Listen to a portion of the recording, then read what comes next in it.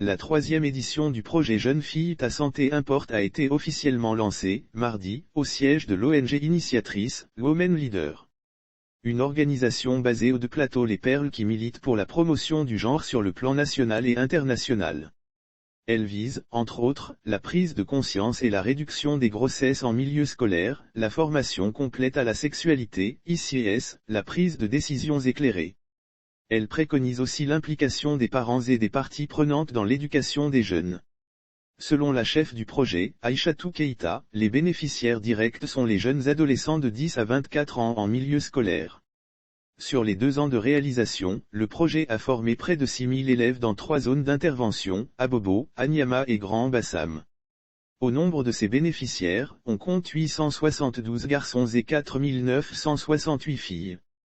Concernant les violences basées sur le genre, l'ONG a enregistré 34,4% de cas de harcèlement, 20,3% de cas de viol, 38% de cas d'attouchement et 30% de cas d'attirance sexuelle.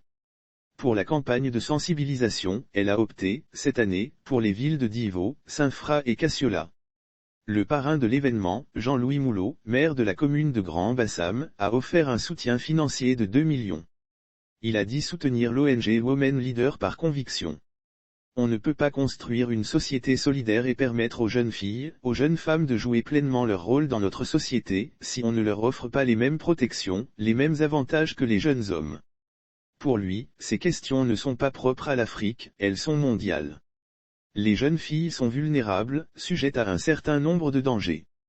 Il est important pour nous, en tant que responsables et acteurs publics, de leur offrir un environnement sain qui leur permet d'exprimer leur potentiel dans la société et de jouer pleinement leur rôle, a-t-il souligné. C'est pour cela qu'il s'est dit heureux d'accompagner des initiatives qui vont dans le sens de la protection et de l'autonomisation des jeunes filles. Bien souvent, ce sont des avenirs, des destins qui sont brisés par des drames tels que les viols, les grossesses en milieu scolaire qui vont interrompre le parcours scolaire et produire ce qu'on appelle des déchets pour notre société. Selon la présidente du conseil d'administration de l'ONG, Ninkima Tama, il est question d'éviter tout ce qui est stéréotype basé sur le genre. On se rend compte que les jeunes filles pensent qu'elles n'ont pas vraiment leur place à l'école. Elles pensent qu'elles doivent être à un poste qui n'est pas stratégique, qui n'est pas assez décisionnel, afin de pouvoir se marier et faire des enfants. Quand j'étais au primaire et au lycée, c'est ce qu'on me disait et je pensais que c'était la vérité, soutient-elle.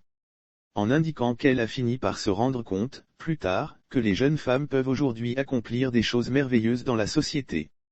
Ce sont ces valeurs que nous voulons inculquer aux jeunes filles, a-t-elle fait savoir. La PCA a également évoqué sur le projet Week Children, une semaine dédiée aux enfants pour l'éducation des jeunes qui a permis de construire une bibliothèque de plus de 400 livres à l'orphelinat Mamie Thérèse d'Abingourou, lors de la Journée mondiale des enfants. Cela, avec l'appui de Guillaume Adom, 3e adjoint au maire.